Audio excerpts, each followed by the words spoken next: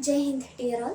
सो आज हम अपनी सीरीज़ को आगे कंटिन्यू करेंगे जो हमने स्टार्ट करी थी जेंडर साइंसेस पे। सो आज बेसिकली हिस्ट्री का डिस्कशन है। हिस्ट्री ज्योग्राफी हम पैरेलली अल्टरनेट डेज पे चला रहे हैं। सो हिस्ट्री में पहले हमने जो अभी तक पढ़ा था उसका एक रिकैप लेंगे, देन उसके बाद आगे के कॉन्सेप्ट पढ़ेंगे। आज की वीडियो में जो रिकैप है हमारा वो थोड़ा लंबा होगा।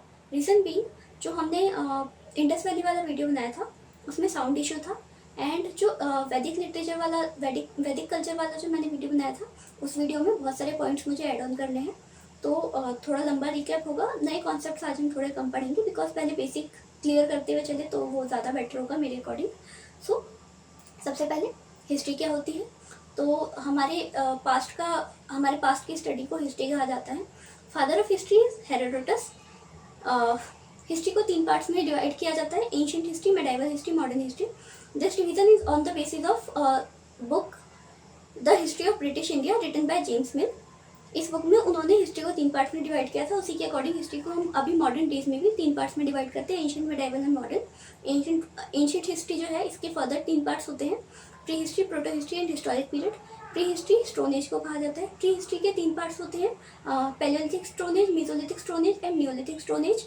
पैलियोलिथिक पीरियड जो है इसमें ह्यूमंस हंटर गैदरर्स हुआ करते थे। ये पीरियड 2 मिलियन बीसी से 10,000 बीसी तक चलता है। देन मेसोलिथिक स्टोन एज आता है। ये पीरियड 10,000 बीसी से 8,000 बीसी तक चलता है। इसमें ह्यूमंस ने डोमेस्टिकेशन स्टार्ट कर दिया था। देन नियोलिथिक स्टोन एज आता है।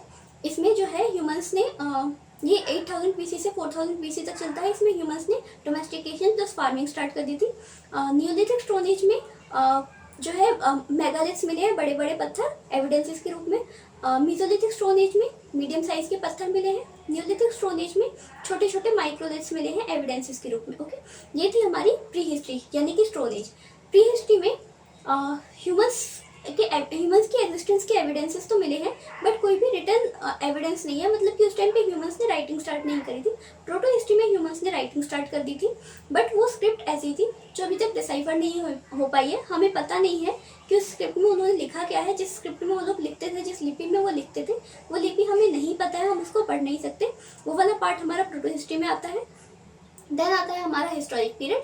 हिस्टोरिक पीरियड में वो वाली चीज़ें आती हैं जो कि जिनके रिटर्न एविडेंसेस भी है और हम उसको पढ़ भी सकते हैं। स्क्रिप्ट डिसाइफर्ड है बेसिकली। तो प्रोटो हिस्ट्री में, प्री हिस्ट्री में तो ये हंटर्स गैदरर्स वाला आता है।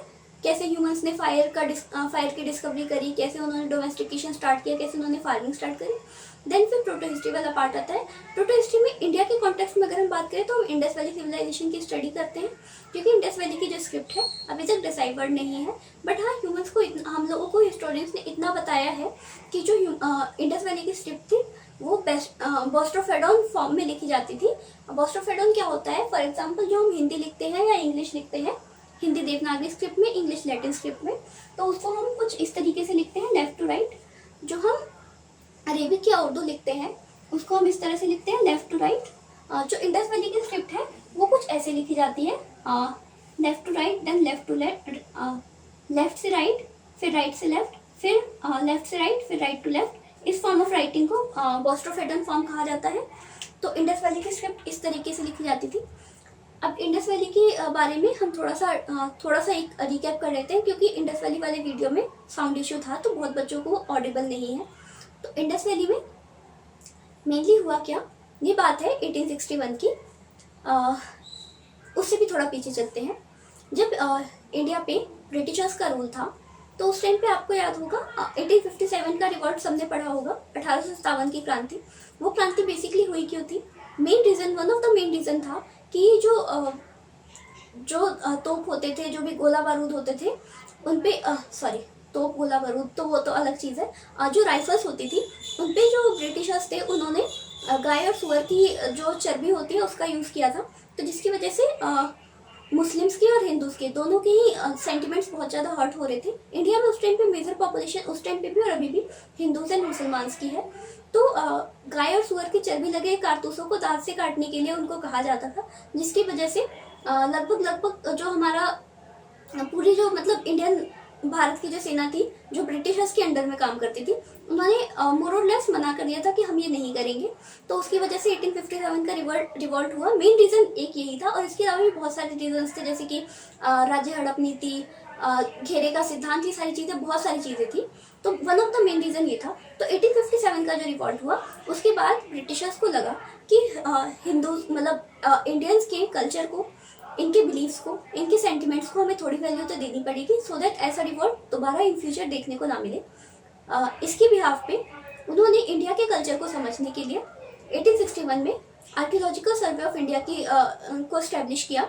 आर्कियोलॉजिकल सर्वे ऑफ इंडिया अभी करंट के टाइम पे, करंट के कॉन्टेक्स्ट में अगर हम बात करें तो वो मिनिस्ट्री ऑफ कल्चर के टाइम के अंडर में आता है। उस टाइम पे ब्रिटिशर्स ने स्टैब्लिश किया था। 1861 में जब archaeological survey of India establish हुआ, उस टाइम पे इसके फर्स्ट गवर्नर जनरल थे अलेक्जेंडर कनिंघम। उन्होंने इंडिया के कल्चर को डीपली स्टडी करना स्टार्ट किया। उनको हिस्ट्री के एविडेंसेस में कुछ जो पंजाब प्रोविंस है, क्योंकि उस टाइम पे इंडिया यूनाइटेड था, जो पाकिस्तान है वो भी इंडिया का पार्ट हुआ करता था। तो पंजाब जो है वो बेसिकली आधा इंडिया में है, आधा पाकिस्तान में, तो वो पूरे पंजाब की बात हो रही है, इंडिया पाकिस्तान दोनों। तो उस एरिया में उन्हें कुछ मिस्टीरियस सा, मतलब ऐसा हिस्टोरियंस की कुछ बुक्स उन्होंने पढ़ी, तो वहाँ पे उनको मिला। तो उन्होंने उस एरिया में फिर मतलब डिस्कवरीज जो भी है, एक्सकेवेशन एक्सेट्रा स्टार्टिंग उन्होंने की थी अलेक्जेंडर कनिंघम ने। उनके काम को धीरे धीरे 30 साल आगे जाए तो 1921 में आर्कियोलॉजिकल सर्वे ऑफ इंडिया के नए गवर्नर डायरेक्टर जनरल बने जॉन मार्शल। उन्होंने उनके अलेक्जेंडर कनिंघम के काम को आगे बढ़ाया। 1921 में उन्होंने दयाराम सैनी और 1922 में रखलदास बनर्जी दोनों को ये काम दिया कि आप जाइए उस वाले प्रोविंस में, खुदाई करिए, एक्सकेवेशन करिए, देखिए कि वहाँ पे क्या है क्या नहीं है। तो दयाराम सैनी जो हैं वो जाते हैं, हड़प्पा की खुदाई करते हैं। हड़प्पा की खोज बेसिकली दयाराम सैनी जी ने, और मोहनजोदाड़ो की खोज की थी रखलदास बनर्जी ने। तो सबसे पहली जो इंडस की जो साइट डिस्कवर करी गई थी वो हड़प्पा साइट थी 1921 में बाय दयाराम सैनी। एक्सकेवेशन एक चीज मैं बता दूं, एक्सकेवेशन दो टाइप के होते हैं, horizontal excavation and vertical excavation. Horizontal excavation में क्या होता है, जैसे कि फॉर एग्जांपल ये एक प्लेस है, आई डोंट नो विजिबल है या नहीं, तो अगर इसको हम ऐसे मतलब यहाँ से हमने एक्सकेवेट करना शुरू किया, फिर इसको ऐसे ऐसे ऐसे ऐसे करते जाएंगे, एक्सकेवेट करते जाएंगे, तो हमें पता चलता जाएगा कि ये जो है, ये सिविलाइजेशन जो है, अगर हम हॉरिजॉन्टल ऐसे होता है ना, मतलब हॉरिजॉन्टल प्लेन में, तो अगर ऐसे एक्सकेवेट करेंगे तो हमें पता चलेगा कि अच्छा ये सिविलाइजेशन जो थी वो इतने एरिया में फैली हुई थी। तो ये हॉरिजॉन्टल एक्सकेवेशन का बेसिस होता है कि वो एक्सटेंट ऑफ सिविलाइजेशन पता लगाता है। वर्टिकल एक्सकेवेशन क्या होता है, वर्टिकल एक्सकेवेशन ये होता है कि आप लेयर बाय लेयर उसको एक्सकेवेट कर रहे हैं, उसको खोद रहे हैं, किसी भी सिविलाइजेशन को, वट जो भी आप फाइंड आउट कर रहे हैं, तो उसको आप लेयर बाय लेयर खोद रहे हैं। तो एक लेयर आप एक्सकेवेट करते हैं, जो ऐसा होता है ना कि जो सबसे पुरानी जो सिविलाइजेशन है, मतलब सबसे ज्यादा पुरानी टाइम की अगर हम बात करें तो सबसे ज्यादा पीछे अगर आप जाएंगे तो वो वाली जो सिविलाइजेशन होगी, वो वाला जो टाइम पीरियड होगा, उसके जो एविडेंसेस होंगे वो सबसे नीचे होंगे, फिर वो मिट्टी से ढक गए होंगे। उसके बाद जो सिविलाइजेशन आई, जो भी ह्यूमंस आए, जो कुछ भी हुआ, उसके जो एविडेंसेस होंगे वो उसके ऊपर मिलेंगे। देन फिर ऐसे टाइम के मतलब टाइम के साथ जो है लेयर्स बाय लेयर्स, तो जो लेयर वाली जो एक्सकेवेशन होती है, वर्टिकल एक्सकेवेशन जिसको कहा जाता है, वो पता लगाती है जो सिविलाइजेशन है उनके टाइम पीरियड को बेसिकली, ठीक है। तो ये दो टाइप की एक्सकेवेशन होती हैं। देन उसके बाद इस तरीके से जो है जब हड़प्पा की खोज हुई, मोहनजोदाड़ो की खोज हुई, तो वहाँ पे जो ब्रिटिशर्स थे वो बहुत अमेज थे कि ये क्या है, मतलब एक नई सिविलाइजेशन पूरी। तो उसके बारे में और डिटेल्स फाइंड आउट करी गई। धीरे धीरे करके ये पूरा जो प्रोसेस है इंडस वैली का, मतलब इसकी बहुत बड़ा एक एरिया जो है, जो अफगानिस्तान से लेकर ये मतलब पंजाब, राजस्थान यहाँ तक फैला हुआ था, बहुत बड़ी सिविलाइजेशन थी। जब इसके बारे में डिटेल स्टडीज करी गई तो पता चला इंडस वैली के जो लोग थे बहुत ज़्यादा एडवांस थे हर चीज़ के लिए। इनके पास इनके जो घर होते थे पकी हुई ईंटों के होते थे, ग्रिड सिस्टम में ये लोग अपने हाउसेस बनाया करते थे। बहुत सारी ऐसी चीज़ें मिली जो मतलब कि अभी जैसे कि वहाँ पे चौड़ी चौड़ी सड़कें हुआ करती थी, ढकी हुई नालियाँ थी, प्रॉपर ड्रेनेज सिस्टम था। जो सिटीज़ थी वो दो पार्ट्स में डिवाइडेड थी, सिटाडेल एंड लोअर कोर्स। जो सिटाडेल होता था वो ज़मीन से थोड़ा ऊपर होता था। सिटाडेल में जो है वो लोग जो वो अपने अनाज रखने के लिए, अनाज मतलब जो भी अपना ग्रेनरी स्टोरेज बनाते थे वो थोड़ा ज़मीन से ऊपर बनाते थे, सो डैट अगर, क्योंकि वो इंडस वैली सिविलाइजेशन जो थी वो नदी के सिंधु नदी के आसपास थी, तो अगर कभी नदी में बाढ़ आई तो जो बाढ़ का पानी है वो अनाज के अंदर ना जाए। सिंधु नदी जो है बेसिकली सिंधु नदी एंड उसकी 5 ट्रिब्यूटरीज झेलम, चिनाब, रावी, ब्यास एंड सतलुज। उस टाइम पे सरस्वती नदी भी हुआ करती थी। ये जो 7 नदियाँ थी इनके आसपास ये पूरी सिविलाइजेशन बसी हुई थी, इसलिए इसको इंडस वैली सिविलाइजेशन कहा जाता है। इंडस बेसिकली सरस्वती नदी को इंग्लिश में कहा जाता है। इंडस के नाम पे ही इंडिया का नाम भी इंडिया पड़ा है, क्योंकि जो भी मतलब जो फॉरेनर्स थे जिन्होंने इंडिया पे इन्वेड किया, ब्रिटिशर्स थे, उन लोगों ने इंडस नदी के जो ईस्ट वाला पोर्शन था इंडिया वाला, उसको इंडिया नाम दिया। इंडस सिंधु से हिंदू आया, वहाँ से हिंदुस्तान शब्द आया, तो ये बेसिकली जो नेमिंग है हमारे इंडिया की, वो भी इसी बेसिस पे हुई है। देन उसके बाद इंडस वैली के बारे में और अगर थोड़ी स्पेशलिटीज डिस्कस करें तो इंडस वैली की जो सबसे नदर्न मोस्ट साइट है डेट इज मंडा, चेनाब नदी के किनारे है, जम्मू कश्मीर में पड़ता है। सदर्न मोस्ट साइट जो है वो दियामाबाद है, प्रवारा नदी के किनारे पड़ता है, महाराष्ट्र में। Eastern most site is Alamgirpur, Hindon नदी के किनारे, मेरठ उत्तर प्रदेश में पड़ता है। वेस्टर्न मोस्ट जो साइट है that is Sutkagendor, Pakistan Iran province में मकरन कोस्ट के आसपास ये वाला एरिया पड़ता है। ये है बेसिकली दाशक नदी के किनारे, ठीक है। ये जो ईस्ट वेस्ट नॉर्थ साउथ के जो हैं सिटीज, इनको एक बार याद रिवाइज कर लीजिएगा, ये कई बार एग्जाम्स में आ जाता है। देन फिर ये चीज़ें कई बार पूछ लेते हैं कि कौन सी सिटी जो है किस नदी के किनारे है। फॉर एग्जाम्पल जो इंडस है वो रावी नदी के किनारे है, सॉरी जो हड़प्पा है वो रावी नदी के किनारे है। जो मोहनजोदाड़ो है that is on the banks of Indus नदी। जो चुंद्रो है वो भी इंडस नदी के किनारे पड़ता है। ये तीनों हड़प्पा, मोहनजोदाड़ो और चुंद्रो जो है, ये तीनों अभी के टाइम पे करंटली पाकिस्तानी प्रोविंस में आते हैं। इंडिया में भी बहुत सारे हैं, जैसे लोथल है गुजरात में, राखीगढ़ी, बनावली, बहुत सारी साइट्स इंडिया में भी है, बनावली हरियाणा में पड़ता है। तो ये सारी चीज़ें हैं। इंडस वैली से बहुत सारी चीज़ें मिली, जैसे कि जो मोहनजोदाड़ो है वहाँ से बहुत बड़ा द ग्रेट बाथ मिला है, ग्रेट ग्रैंडी मिली है। ग्रेट बाथ क्या था कि बहुत बड़ा एक स्विमिंग पूल था, उसके चारों साइड मतलब 2.5 मीटर का एक स्विमिंग पूल गड्ढा था, उसके चारों साइड चेंजिंग रूम्स लगे हुए थे बकायदा, मतलब बहुत अच्छे से उन्होंने उस सब चीज़ों को मैनेज किया हुआ था। ग्रेट ग्रैंडी बहुत बड़ा एक अनाज का भंडार घर था, जहाँ पे मतलब कि पूरा अच्छे से अनाज को कैसे स्टोर करना है वो चीज़ें उन लोगों ने डेवलप करी हुई थी। उसके अलावा मोहनजोदाड़ो से ही एक नोट डांसिंग गर्ल की स्टैचू मिली है। और भी बहुत सारी चीज़ें, जैसे कि बनावली से लोथल जो है ना, वो बेसिकली जो इंडस की पोर्ट सिटी हुआ करती थी। पोर्ट सिटी मतलब कि वहाँ से जैसे जो बाय सी रूट से जो ट्रेड हुआ करता था वो मेनली लोथल से हुआ करता था। हड़प्पा मोहनजोदाड़ो वहाँ की कैपिटल्स थी, ट्विन कैपिटल थी वहाँ की, क्योंकि मतलब ऐसा बताया जाता है कि हड़प्पा और मोहनजोदाड़ो जो सिटीज़ हैं वो मोस्ट डेवलप्ड हैं। तो मोस्ट डेवलप तो वही होती है जो कैपिटल होती है, जैसे कि अभी इंडिया की कैपिटल दिल्ली है, तो न्यू दिल्ली बेसिकली। तो न्यू दिल्ली में जो भी हेडक्वार्टर्स हैं सब कुछ न्यू दिल्ली में है। जो हेडक्वार्टर वाला जो सुप्रीम कोर्ट वाला जो एरिया है, जो भी मतलब जो मेन जो सेंट्रल दिल्ली का जो न्यू दिल्ली का जो पार्ट है, जहाँ पे कि हमारा जो पार्लियामेंट हाउस और ये सारी चीज़ें हैं, तो वो एरिया बहुत ज़्यादा डेवलप्ड है। ऐसे ही जो इंडिया का जो एक और महानगर कहा जाता है मुंबई, वो भी बहुत ज़्यादा डेवलप्ड है। हालांकि वो कैपिटल नहीं, बट स्टिल बहुत ज़्यादा डेवलप्ड है। इंडिया की इकोनॉमिक कैपिटल मुंबई को ही कहा जाता है। सबसे ज़्यादा जो इंडिया के मिलियनियर्स हैं वो सारे मुंबई से ही आते हैं बेसिकली। वैसे तो सबसे जो इंडिया का जो सबसे बिगेस्ट स्लम है वो भी मुंबई में है, बट उसकी बात नहीं करें तो वही बेस था कि सबसे ज़्यादा डेवलप मोहनजोदाड़ो और हड़प्पा थे। तो मे बी ये दोनों वहाँ की कैपिटल्स रही होंगी, तो इसलिए इसको ट्विन कैपिटल कहा जाता है। देन फिर और भी बहुत सारी चीज़ें मिली हैं, जैसे कि चुंद्रो जो है वहाँ पे सिटाडल नहीं था, वो ओनली साइट थी इंडस की जो कि मतलब उसको सिटी विदाउट सिटाडल कहा जाता है। और भी बहुत सारी चीज़ें, जैसे कि सुरकाटोडा एक प्लेस थी जहाँ से एक्चुअल जो हॉर्स की बोन्स थी वो मिली थी। बाकी कहीं से भी घोड़े की मतलब कोई हॉर्स की जो है टेराकोटा फिगर मिली है, बट हॉर्स की जो बोन्स थी वो ओनली एंड ओनली सुरकाटोडा से मिली थी। और भी जैसे lack of systematic drainage system Banawali से मिला था। और कालीबंगा में एक प्लेस थी, वहाँ से मतलब जुते हुए खेतों के प्लग्ड फील्ड के एविडेंसेस मिले हैं, जुते हुए खेत थे वहाँ पे। ये सारी चीज़ें थी, बहुत सारी चीज़ें वहाँ से मिली। और ये सब था मतलब यहाँ से इंडस से मिले। जैसे स्वास्तिक का साइन है वो भी कहा जाता है इंडस कल्चर से लिया गया है। ऋग्वेद में भी इंडस का जो हरियम्पिया प्लेस के एक बैटल के बारे में जिक्र किया गया है, तो कहा जाता है जो हरियम्पिया है वो मे बी जो हड़प्पा है उसको रिप्रेजेंट करता हूँ। इंडस वैली सिविलाइजेशन में बिकॉज ये सिंधु नदी के किनारे है तो इसको इंडस वैली सिविलाइजेशन कहा जाता है।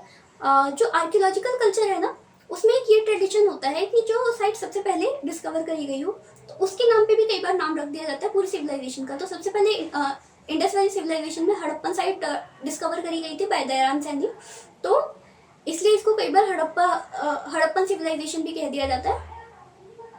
ये सारी चीजें इंडस वैली में। और तो आई थिंक मोर और लेस इंडस वैली सिविलाइजेशन में और कुछ इम्पोर्टेंट मतलब हाँ, उन लोगों ने कॉटन जो है सबसे पहले वर्ल्ड में कॉटन उन लोगों ने उगाई थी, इंडस वैली वाले पीपल ने। इंडस वैली का जो ट्रेड था मेसोपोटामिया के साथ बहुत ज़्यादा होता था। मेसोपोटामिया मॉडर्न वर्ल्ड का अगर आप इराक वाला एरिया देखें तो उस एरिया में मेसोपोटामियन सिविलाइजेशन रहा करती थी। कॉन्टेम्प्रेरी सिविलाइजेशन इसकी और भी थी, जैसे इजिप्ट की सिविलाइजेशन, चाइनीज सिविलाइजेशन, मेसोपोटामियन, ये सारी थी। मेसोपोटामिया के साथ बहुत ज़्यादा इसका इंडस वैली सिविलाइजेशन का ट्रेड होता था। सूसा एंड और मेसोपोटामिया की ऐसे दो प्लेसेस है जहाँ पे इंडस वैली सिविलाइजेशन के जो सील्स होते थे वो बहुत ज़्यादा मिले हैं। सील्स बेसिकली मतलब ऐसा माना जाता है कि हो सकता है वो मीडियम ऑफ एक्सचेंज रहे हो। इंडस वैली की स्क्रिप्ट तो डिसाइफर्ड नहीं है, हम उसको पढ़ नहीं सकते। तो इंडस वैली के बारे में हमें जो मोस्ट ऑफ द इन्फॉर्मेशन पता चली है वो मेसोपोटामियन कल्चर से पता चली है, क्योंकि ट्रेड होता था दोनों के बीच में। तो मेसोपोटामिया की जो सिविलाइजेशन थी उन्होंने बहुत कुछ अपने डॉक्यूमेंट्स में इंडस वैली सिविलाइजेशन के बारे में लिखा हुआ था। जैसे कि अभी इंटरनेशनल ट्रेड होते हैं तो एक कंट्री का जो डेटा है, एक कंट्री के बारे में जो भी नॉलेज है वो दूसरी कंट्री में मिल जाती है, तो यही बेसिस था। इंडस वैली के जो बिलीव्स थे उनकी अगर बात करें तो वो लोग जो है वो मैट्रियार्कल सोसाइटी हुआ करती थी, मातृसत्तात्मक। वहाँ पे ऐसा कोई मतलब गॉड के मतलब कोई मूर्ति पूजा, कोई मंदिर ऐसा कुछ तो नहीं मिला है, बट ऐसा माना जाता है जैसे कि पत्थरों पे एक मतलब एक किसी ह्यूमन फिगर को बिठाया हुआ है, मतलब पत्थरों पे जो ड्राइंग बनाई गई है बेसिकली उसमें एक ह्यूमन फिगर को बिठाया हुआ है, उसके सिर पे एक बहुत बड़ा क्राउन सा है, उसके आसपास बहुत सारे जानवर जो हैं आसपास हैं। तो ऐसा कहा जाता है कि मे बी वहाँ पे पशुपतिनाथ की पूजा करी जाती हो। पशुपतिनाथ मतलब पशुओं के देवता शिव जी को कहा जाता है, लॉर्ड शिवा को। तो ऐसा कहा जाता है कि हो सकता है वहाँ पशुपतिनाथ जी की पूजा करी जाती हो।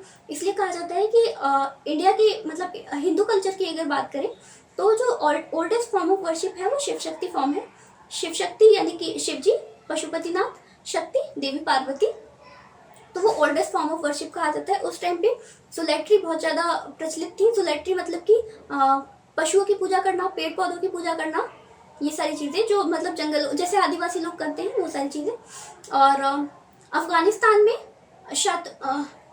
शातुगाई एंड मुंडिका तो ऐसी प्लेसेस है जहाँ पे हड़प्पन सिविलाइजेशन मतलब अफगानिस्तान तक फैली हुई थी ना, तो अफगानिस्तान में शातुगाई एंड मुंडिका के दो प्लेसेस है जहाँ पे हड़प्पन सिविलाइजेशन के एविडेंसेस मिले हैं।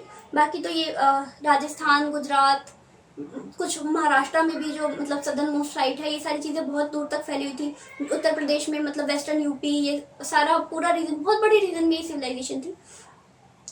और तो इस सिविलाइजेशन में जो इंडिया की जो ओल्डेस्ट स्क्रिप्ट है that is Harappan Indus valley civilization की जो स्क्रिप्ट है, बट जो ओल्डेस्ट डिसाइफर्ड स्क्रिप्ट है वो ब्रह्मी स्क्रिप्ट है।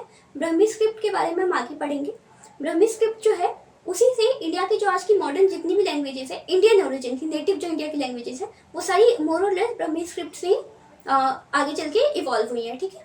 और इंडस वैली में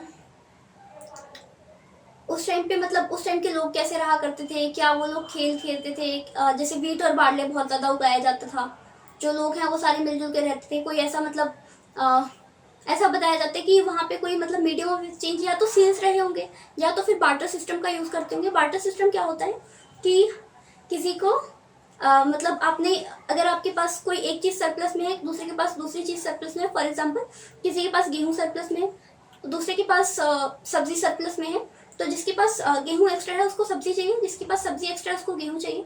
तो जिसके पास गेहूँ सरप्लस में है उसने उस सामने वाले को थोड़ा सा गेहूँ दे दिया, जिसके पास सब्जी सरप्लस में है उसने सामने वाले को थोड़ा सा मतलब उसको सब्जी दे दी, दोनों का काम हो गया। तो इस सिस्टम को बार्टर सिस्टम कहा जाता है। लास्ट वीडियो में जो मैंने इंडस वैली की बनाई थी उसमें मैंने एक और एग्जाम्पल दिया था कि फॉर एग्जाम्पल जब हम लोग छोटे थे तो एक कार्टून आता था लिटिल कृष्णा करके, तो उसमें एक बहुत फेमस एक सीन है जो अभी भी रील्स में बहुत ज़्यादा चलता है। उसमें क्या होता है जो हमारे लॉर्ड कृष्णा है वो उस टाइम पे मतलब छोटे होते हैं बहुत ज़्यादा, तो उनको बेसिकली फल चाहिए होते हैं। तो एक फल बेचने वाली आती है, तो उनको फल चाहिए होते हैं, बट उनके हाथ जो थे ना बहुत छोटे छोटे थे। तो वो जाते हैं और थोड़े से मतलब गेहूँ मुट्ठी में उनके जितने आते हैं वो ले लेते हैं, पूरे रास्ते जाते हैं तो आधे से ज्यादा जो भी उनके छोटे छोटे हाथ थे, जो भी उनके हाथों में आया, ज्यादातर गेहूं जो है वो रास्ते में बिखर जाता है। कुछ 5-10 दाने गेहूं के बचते हैं उनके हाथ में। फिर वो जाते हैं और उनको देते हैं वही गेहूं।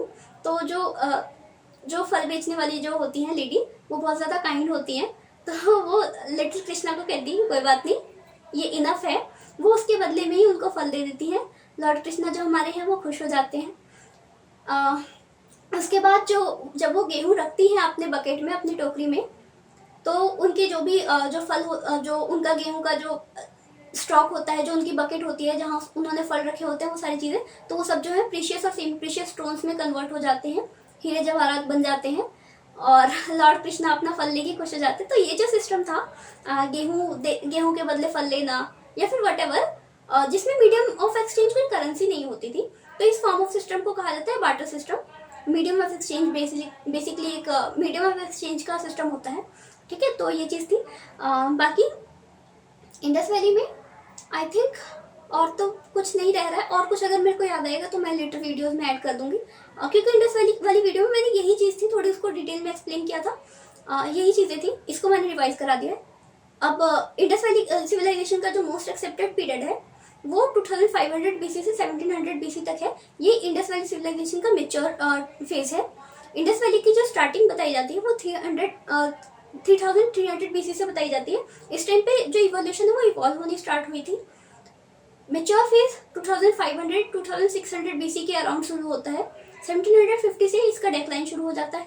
डेक्लाइन के बाद धीरे धीरे डेक्लाइन होते होते 1900 समथिंग तक 1900 BC से मतलब इसका डेक्लाइन माना जाता है कि मेच्योर फेज एंड हो जाता है। 1300 BC तक मतलब ये थोड़ा थोड़ा जो है वैदिक कल्चर के साथ ओवरलैप करती है। उसके बाद ये सिविलाइजेशन पूरी खत्म हो जाती है।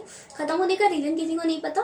कुछ थ्योरीज दी जाती हैं कि हो सकता है इंडस नदी में या सरस्वती नदी में बाढ़ आई हो, जिसकी वजह से सिविलाइजेशन खत्म हुई है। एग्जैक्ट रीजन नोन नहीं है, किसी को भी नोन नहीं है, बिकॉज मतलब ये है कि कयास लगाए जाते हैं, कहते हैं ना कि अंदाजा लगाना कि ऐसा हुआ होगा, ऐसा हुआ होगा। जैसे अभी रिसेंटली करंट अफेयर्स में आया था कि एक थे कोई अमेरिकन हिस्टोरियन थे, उन्होंने एक थ्योरी दी है कि इंडस वैली के जो लोग हैं उनकी जो बोन्स मिली हैं उसमें से रेडियो एक्टिविटी निकल रही है। तो मे बी यहाँ पे कोई जो है एटम बॉम्ब ब्लास्ट हुआ हो, परमाणु हमला हुआ हो। तो आज से इतने हजारों साल पीछे परमाणु हमला कैसे पॉसिबल है किसी को नहीं पता।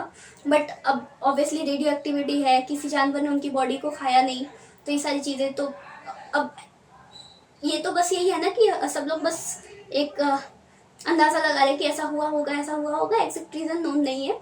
ठीक है, इंडस वैली सिविलाइजेशन होगी। इसके बाद वैदिक कल्चर पे मूव करते हैं। वैदिक कल्चर जो है हमारा 1500 BC से स्टार्ट होता है, 600 BC तक चलता है। वैदिक कल्चर में दो पार्ट्स हैं, जो ऋग्वैदिक कल्चर है, देन उसके बाद लेटर वैदिक कल्चर है। ऋग्वैदिक कल्चर 1500 BC से 1000 BC तक चलता है। लेटर वैदिक कल्चर जो है 1000 BC से 600 BC तक चलता है। ऋग्वैदिक कल्चर, ऋग्वैदिक एज में ऋग्वेद लिखा गया था। लेटर वैदिक एज में सामवेद, यजुर्वेद और अथर्ववेद लिखे गए थे। ऋग्वैदिक एज को ऑचर कलर पोएट्री कल्चर भी कहा जाता है। 1500 BC से 1000 BC तक का जो पीरियड है ऑचर कलर पोएट्री कल्चर, क्योंकि उस टाइम पे जो है मतलब जो पोएट्रीज जिनमें की लोग अनाज एक्सेट्रा, वो भी अपने फूड ग्रेन्स जो कुछ भी स्टोर करते थे, तो ऑचर कलर की होती थी, इस पे डिजाइन वगैरह बनाए हुए होते थे। जो लेटर वैदिक कल्चर है उसको हम पेंटेड ग्रेवियर कल्चर कहते हैं। उस टाइम पे मतलब जो है ग्रे कलर की पॉटरी और वो सारी चीज़ें होती थी। तो ये चीज़ें हैं। जो वैदिक कल्चर है, जो वैदिक कल्चर के जो ह्यूमंस थे उनको आर्यंस कहा जाता है। आर्यंस के ओरिजिन के लिए बहुत सारी थ्योरीज दी जाती हैं। जैसे कुछ लोग कहते हैं कि यूरोप से माइग्रेट किए होंगे, कुछ कहते हैं कि ये सेंट्रल एशिया से माइग्रेट करे होंगे, कुछ लोग कहते हैं एंटार्क्टिक रीजन से आर्कटिक रीजन से माइग्रेट करे होंगे। तो सबसे एक्सेप्टेड है कि सेंट्रल एशियन थ्योरी, जो कि मैक्स म्यूलर ने दी थी। सेंट्रल एशियन थ्योरी का बेसिस क्या है कि सेंट्रल एशिया में एक कंट्री है टर्की। टर्की का जो एशिया माइनर वाला पार्ट है, जो पेनिनसुलर वाला रीजन है, वहां पे एक इंस्क्रिप्शन मिली है, भोगास का इंस्क्रिप्शन। उस इंस्क्रिप्शन में 4 वैदिक गॉड्स, इंद्र, मित्र, नसत्य और एक और थे, 4 वैदिक गॉड्स का मेंशन वहां पे मिलता है भोगास का इंस्क्रिप्शन में। तो ऐसा कहा जाता है कि वैदिक गॉड्स का मेंशन अगर वहां मिल रहा है तो मे बी इनका कोई लिंकेज वहां से रहा हो। तो इसलिए कहा जाता है कि मतलब जो है जो वैदिक कल्चर के जो रेसिडेंट्स थे, आर्यंस थे, वो सेंट्रल एशिया से माइग्रेट करेंगे। हालांकि कुछ थ्योरीज कहती है कि वो इंडिया के नेटिव भी थे। ठीक है, तो ऐसे ये वैदिक कल्चर का मतलब ओरिजिन का ये बताया जाता है। उसके बाद फिर वैदिक कल्चर जो है, पहले सब सिंधु वाले रीजन में लोग रहा करते थे। सब सिंधु मतलब कि वही सिंधु, इंडस नदी, उसकी 5 ट्रिब्यूटरीज, झेलम, चेनाब, रावी, ब्यास, सतलज, देन एक सरस्वती नदी, 5, 6 और 7, 7 रिवर्स हो गई। सब सिंधु रीजन कहा जाता है इनको। यहाँ पे इंडस वैदिक कल्चर की स्टार्टिंग हुई थी। वैदिक कल्चर के बाद जब ऋग वैदिक एज के बाद धीरे धीरे जब लेटर वैदिक एज स्टार्ट हुआ, तो इन लोगों ने सब सिंधु रीजन से धीरे धीरे माइग्रेट करके सेंट्रल इंडिया में जो गंगा यमुना वाला, जो गंगा यमुना के बीच का जो दोआब रीजन था, वहाँ पे आना शुरू कर दिया। लेटर वैदिक कल्चर जो है वो मध्य देश कहा जाता था उस टाइम पे। तो यहाँ पे स्टैब्लिश हुई लेटर वैदिक एज जो है। ऋग्वैदिक एज में 40 नदियों का वर्णन मिलता है, जिसमें कि इंडस नदी को सिंधु नदी को सबसे ज्यादा पवित्र बताया गया है। नदियों के उस टाइम कुछ नदियों के अलग अलग नाम हुआ करते थे, जैसे कि झेलम नदी को वितस्ता नदी कहा जाता था, रावी नदी को पुरुषनी नदी कहा जाता था, घग्गर नदी को दृश्यवती नदी कहा जाता था। ये सारी चीजें थी। और भी बहुत कुछ था उस टाइम पे, मतलब और भी बहुत सारी नदियों के जैसे कि एंशिएंट नेम्स दिए गए हैं। हिमालय पर्वत को हिमवंत कहा जाता था, जो हिंदकुश पर्वत है उसको मुंजावंत कहा जाता था। ऐसे करके एंशिएंट नेम्स दिए हुए हैं। अब वैदिक लिटरेचर की बात करें, वैदिक लिटरेचर में 4 टाइप के लिटरेचर्स आते हैं, वेदास, ब्राह्मणास, आरण्यकास और उपनिषद। वेद जो होते हैं वो 4 होते हैं, ऋग्वेद, सामवेद, यजुर्वेद और अथर्ववेद। ऋग्वेद जो है सबसे पुराना वेद है, सबसे बड़ा वेद है। इसको ऋषि थे होत्री, उन्होंने डिसाइड किया था। अच्छा, ये जो होते हैं जो वैदिक लिटरेचर्स जो हैं, इनको श्रुति कहा जाता है। श्रुति से क्या तात्पर्य है? श्रुति मतलब कि सुनना है। तो ये जो होते थे, जो वैदिक कल्चर के जो लिटरेचर्स होते थे, उनको एक जनरेशन से दूसरी जनरेशन बोल के रिसाइट करके पास ऑन किया जाता था। और जो शिष्य थे, जो मतलब जो टीचर थे वो बोलते थे, जो स्टूडेंट्स थे वो सुनते थे, तो इसलिए इनको श्रुति कहा जाता है। वेदास को अपुरुषस्य और नित्य भी कहा जाता है। अपुरुषस्य मतलब कि इनको ह्यूमंस ने नहीं बनाया, इनको गॉड्स ने लिखा है, भगवान ने, ईश्वर ने लिखा है। और नित्य मतलब कि हमेशा से चले आ रहे हैं, आदिकाल से चले आ रहे हैं, आदिकाल तक चलेंगे। ऋग्वेद जो है सबसे पुराना वेद है, oldest first testament of the Mankind इसको कहा जाता है, मानव सभ्यता का पहला प्रमाण। ऋग्वेद के बाद सामवेद आता है। सामवेद इंडियन म्यूजिक के लिए बहुत ही ज्यादा इंपॉर्टेंट है। ऋग्वेद को होत्री ने रिसाइट किया था, सामवेद को जगात्री ने रिसाइट किया था। सामवेद के बाद यजुर्वेद आता है, उसको 2 पार्ट्स में डिवाइड किया गया है, कृष्ण यजुर्वेद और शुक्ल यजुर्वेद। इसको अद्वैरुष नाम के एक ऋषि थे, उन्होंने रिसाइट किया था। उसके बाद अथर्ववेद आता है, सबसे लिटिल वेद है, सबसे छोटा है। इसमें जादू, टोने एक्सेट्रा के बारे में थोड़ा बताया गया है। शुरू के जो 3 वेद है, ऋग्वेद, सामवेद, यजुर्वेद, इनको वेदात्री कहा जाता है। पहले जो अथर्ववेद है उसको वेद का पार्ट नहीं माना जाता था, बाद में फिर इनको चारों वेदों को एक साथ कर दिया गया। उसके बाद आते हैं ब्राह्मण। ब्राह्मण जो है, जो वेदों में जो लिखा गया है उनको एक्सप्लेन करते हैं। ब्राह्मण में हर वेद के साथ कुछ ब्राह्मण एसोसिएटेड होते हैं। फॉर एग्जाम्पल ऋग्वेद के साथ जो है ऐतरेय, कौशिकी, संख्यान ब्राह्मण है। सामवेद के साथ जो है पंचविश, षड्विश, छंदोग्य, जैमिन्य, ऐसे करके 4 ब्राह्मण है। यजुर्वेद के साथ जो है तैतरय ब्राह्मण और षटपट ब्राह्मण है। और अथर्ववेद के साथ जो है गोपठा ब्राह्मण है। ब्राह्मणों में सबसे पुराना जो है वो शतपथ ब्राह्मण कहा जाता है। उसके बाद आरण्यक आते हैं। आरण्यक जंगलों को कहा जाता है। हाँ, आरण्यक जो है जंगलों को ही कहा जाता है। जंगलों के बेसिस पे जो भी टेक्स्ट हैं, जो भी लिटरेचर्स हैं, वो आरण्यक में आते हैं। आरण्यक के बाद उपनिषद आते हैं। उपनिषदों को वेदांत भी कहा जाता है। जो ये है ना, जो वेदांत जो है उनको वेदों का अंतिम भाग भी कहा जाता है, मतलब कि कंक्लूडिंग पार्ट ऑफ वेदास। ठीक है, तो जो उपनिषद है, सबसे पुराना उपनिषद बृहदारण्यक उपनिषद सबसे पुराना है। उसके बाद उपनिषदों के बाद कुछ वैदिक कल्चर पे बेस्ड जो लिटरेचर्स है, ये जो वैदिक लिटरेचर है इनका टाइम पीरियड 1500 बीसी से लेके 600 बीसी तक चलता है। 600 बीसी के बाद 600 बीसी से 600 एडी तक वैदिक लिटरेचर के ट्रेडिशन पे बेस्ड, मतलब उनकी परंपरा पे बेस्ड कुछ लिटरेचर्स लिखे गए थे, जिनमें कि 6 लिटरेचर्स आते हैं। वेदांत सूत्र, स्मृति धर्मशास्त्र, महाकाव्य, पुराण, उपवेद और षट दर्शन। ये 6 हो गए। वेदांत सूत्र में फर्दर 6 पार्ट्स होते हैं। शिक्षा, कल्प, ब्राह्मण, निरूक्त, छंद और ज्योतिष। इसमें शिक्षा, फोनेटिक्स और ये सारी चीजें होती हैं। तो जो ग्रामर व्याकरण है, व्याकरण की सबसे पुरानी बुक अष्टाध्यायी पनिनी ने लिखी थी एंशिएंट टाइम्स में, और वो वर्ल्ड की सबसे फर्स्ट ग्रामर है। निरूक्त जो है वर्ल्ड की सबसे फर्स्ट डिक्शनरी है, ओल्डेस्ट वर्ड्स की कलेक्शन, ठीक है। स्मृति धर्मशास्त्र में स्मृतियां आती हैं, जिसमें जैसे मनुस्मृति सबसे ज्यादा पुरानी है, सबसे ज्यादा फेमस भी वही है। उसके अलावा भी नारद स्मृति, कात्यायन स्मृति, पराशर स्मृति, ये सारी चीजें आती हैं। उसके बाद आते हैं महाकाव्य, उसमें रामायण और महाभारत आते हैं। रामायण वाल्मीकि जी ने लिखी थी, महाभारत वेद व्यास जी ने लिखी थी। उसके बाद आते हैं हमारे उपवेद आते हैं। उपवेदों में चारों वेदों के साथ एक एक उपवेद एसोसिएटेड है, जैसे कि ऋग्वेद के साथ हमारा है आयुर्वेद है, सामवेद के साथ हमारा गंधर्ववेद है, यजुर्वेद के साथ हमारा ऋग्वेद के साथ हमारा ये है आयुर्वेद है, सामवेद के साथ गंधर्ववेद है, अथर्ववेद के साथ हमारा शिल्पवेद आता है, एंड यजुर्वेद के साथ धनुर्वेद आता है, ठीक है। ये चारों वेदों के साथ एक एक उपवेद है। और क्या रह गया, षट दर्शन में सांख्य दर्शन, योग दर्शन, न्याय दर्शन, वैशेषिक दर्शन, पूर्व में मनसा, उत्तर में मनसा आता है। एक और कुछ रह गया, वेदांग सूत्र, स्मृति धर्मशास्त्र, महाकाव्य, उपवेद, पुराण। हाँ, सबसे पुराण जो है 18 होते हैं। सबसे पुराना पुराण जो है मत्स्य पुराण है। सबसे पुराना उपनिषद 108 होते हैं, और सबसे पुराना उपनिषद बृहदारण्यक उपनिषद है, ठीक है। ये वैदिक लिटरेचर के बारे में हो गया। वैदिक लिटरेचर का वैदिक कल्चर में ये तो वो वाला पार्ट है जो मैंने पढ़ाया था। जो आगे जो पढ़ाना रह गया था, जैसे वैदिक लिटरेचर में वैदिक गॉड्स के बारे में मेंशन है, 33 गॉड्स के बारे में। उस टाइम पे क्या होता था, पर्सनिफाइड गॉड्स के बारे में लोग जो है मतलब पर्सनिफाइड गॉड्स पे बिलीव करते थे।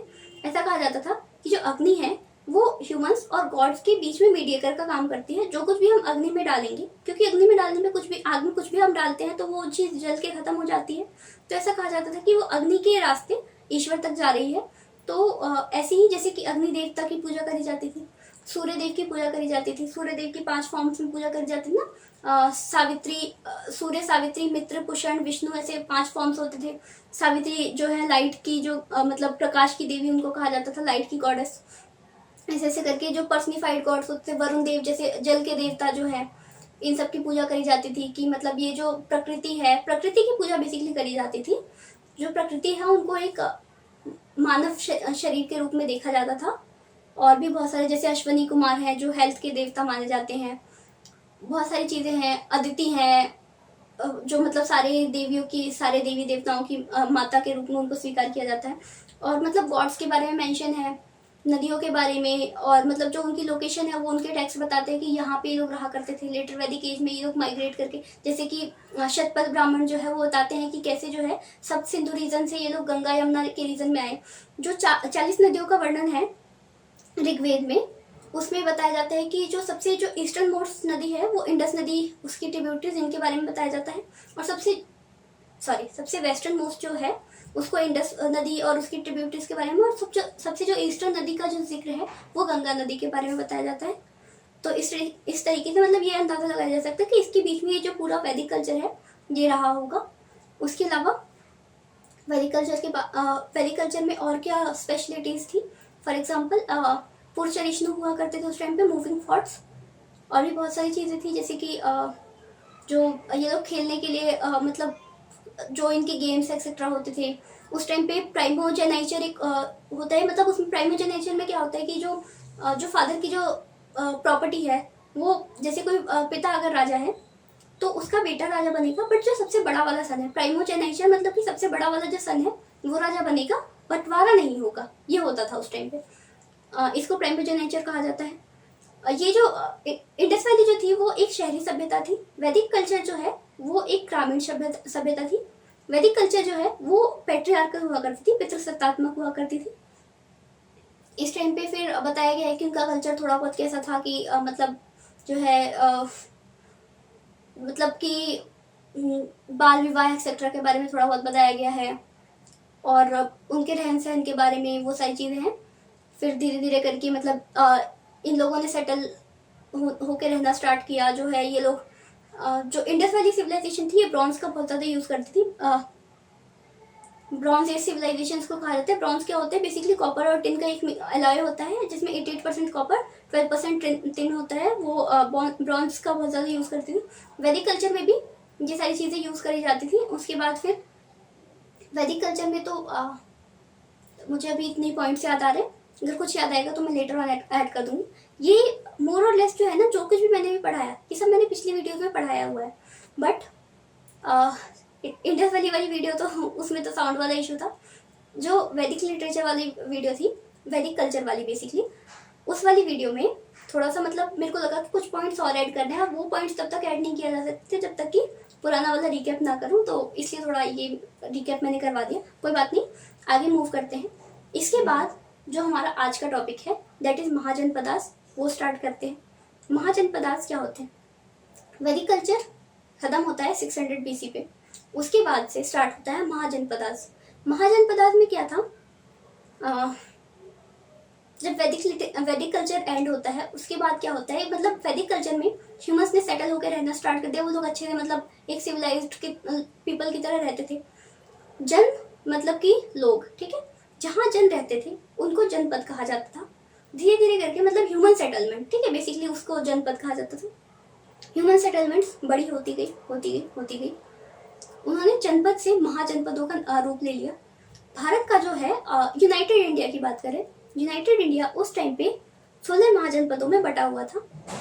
उन 16 महाजनपदों के बीच में जो है ना कि सत्ता के लिए, पावर के लिए जो भी लड़ाई हुई, वो सारा जो पार्ट है वो आता है हमारा आगे का मतलब वो सारा पार्ट, क्योंकि अब आगे से जो यहाँ वैदिक कल्चर के बाद से जो हिस्ट्री स्टार्ट होती है जिसमें डायनेस्टीज आती हैं, हरिंग dynasty, Shishunaga dynasty, Mauryan dynasty, Gupta dynasty, Shakas, Kushanas, Cholas, Cheras, Pandyas, Chalukyas, बहुत सारी डायनेस्टीज आएंगी। ये सारे जो हैं ये सत्ता के लिए, थ्रोन के लिए, पावर के लिए एक दूसरे से लड़ेंगी। मतलब जो भी है ये सारी चीजें होंगी। इस सब के बीच में मतलब जो है ये महाजनपदों वाला जो कॉन्सेप्ट आता है, इनकी शुरुआत महाजनपदों से ही होती है। ये 16 महाजनपद जो थे, मतलब भारत में जो है बेसिकली 16 बड़े बड़े जो है वो राज्य स्थापित हुए, ऐसा कह सकते हैं। उन राज्यों में 16 राजा राज किया करते थे। उनकी फिर एक दूसरे से लड़ाई पड़ेगी आगे चल के कि कैसे कैसे क्या हुआ। इनकी जो लड़ाई हुई इसमें जो सबसे पावरफुल किंगडम जो निकल के आया वो मगध का किंगडम था। मगध जो है बेसिकली जो अभी के टाइम पे बिहार वाला जो एरिया पड़ता है ना, मगध की सबसे पुरानी कैपिटल, एंशिएंट कैपिटल राजगीर हुआ करती थी। राजगृह उस टाइम पे उसका नाम था, अभी नाम राजगीर हो गया है। तो मतलब सब में बैटल्स होंगे, उसमें मगध कैसे, राइज ऑफ मगध जो है वो पढ़ेंगे। तो मगध के विक्टोरियस होने का रीजन क्या है? सबसे पहले जो बिहार वाला जो बिहार झारखंड वाला जो एरिया आता है वहाँ पे आपको पता होगा छोटा नागपुर प्लेट्यू है, छोटा नागपुर का पठार। वहाँ पे आयरन की अवेलेबिलिटी बहुत ज़्यादा अमाउंट में थी। तो आयरन जो है आयरन से जो है कुल्हाड़ी बना के, एक्सेस बना के, बहुत सारी चीज़ें, उनके इक्विपमेंट्स बना के वो लोग खेती करते थे। गंगा यमुना वाला जो है रीजन है, तो गंगा की जो आसपास की जो लैंड है वहाँ पे एल्यूवियल सॉइल पाई जाती है, तो लैंड बहुत ज़्यादा फर्टाइल थी, खेती बहुत अच्छी होती थी। उनके पास आयरन के इक्विपमेंट्स थे खेती करने के लिए, लड़ाई करने के लिए। जो बाकी महाजनपदों के राजा थे वो घोड़े और रथों का प्रयोग करते थे। जो मगध के जो राजा थे उन लोगों ने युद्धों में हाथियों का बहुत ज़्यादा प्रयोग किया था। तो हाथी, ऑब्वियसली बात है, अगर लड़ाई होगी हाथी और घोड़े में तो हाथी वाला जो है वही जीतेगा। तो उनके पास बहुत सारे नेचुरल बेनिफिट्स थे। गंगा यमुना से सरप्लस पानी आ रहा था उनके पास, आयरन की कोई कमी नहीं थी, खेती के लिए सरप्लस अनाज उनके पास हो रहा था। मगध का जो एम्पायर था बहुत पावरफुल एम्पायर, ऐसे करके मतलब बहुत सारे फैक्टर्स थे जिन्होंने मगध को विक्टोरियस बनाया। आगे अगले लेक्चर में हम पढ़ेंगे कि कैसे मतलब मगध का राइज कैसे हुआ, कैसे करके सारी डायनेस्टी, जैसे 16 महाजनपदों में जैसे कि मगध आता है, वैशाली आता है, पांचाल आता है, अंग जो है अंग राज्य आता है, उसके बाद फिर जो है गांधार आता है, बहुत सारे कुरु आता है, जो कुरुक्षेत्र आपने सुना होगा, वो वाला एरिया जो दिल्ली वाला जो एरिया आता है। ऐसे करके 16 महाजनपद है, उनकी कैपिटल्स हैं, उनके बीच में बैटल्स होंगी, हर एक डायनेस्टी में होंगी। उसमें मतलब कि कई बार ऐसा भी होगा कि जो सन है वो अपने फादर को थ्रोन के लिए, वो सारी चीज़ें होंगी। वो सब मतलब जो हम डायनेस्टी अभी अगले ही एपिसोड में पढ़ेंगे, मतलब नेक्स्ट जो लेक्चर होगा उसी में पढ़ेंगे। आज मेरे को लगा कि रिकैप देना ज़रूरी है, बिकॉज इंडस वैली वाले में भी मतलब वीडियो में कमी तो थी, वैदिक लिटरेचर में भी कुछ पॉइंट्स मुझे ऐड करने थे, तो इसलिए मैंने रिकैप ज़्यादा उस पर ज़्यादा फोकस किया। अब ऐसे करते करते मतलब बेसिकली जो है, जो इसके बाद का जो पार्ट है ना वैदिक कल्चर के बाद जो डायनेस्टीज का है, तो उसमें मेनली जो है मगध के बारे में, और मतलब मगध, अवंती, इन सब की बैटल्स के बारे में ज़्यादा फोकस करेंगे।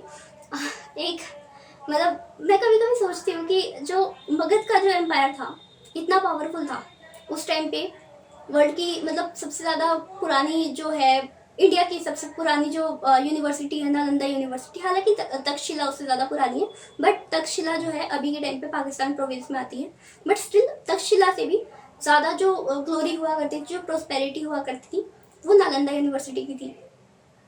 इतना पावरफुल मगध का एम्पायर था, इतनी बड़ी यूनिवर्सिटी जहाँ पे कि आग लगाई गई तो वो आग सालों तक चलती रही, जो बख्तियार खिलजी ने नालंदा में आग लगाई थी। जो भी था मतलब इतना पावरफुल वो एम्पायर था। और अभी के टाइम पे अगर आप देखें, नालंदा यूनिवर्सिटी में इतनी किताबें थी कि उसमें आग लगाई गई तो वो आग मतलब काफ़ी टाइम तक जलती रही।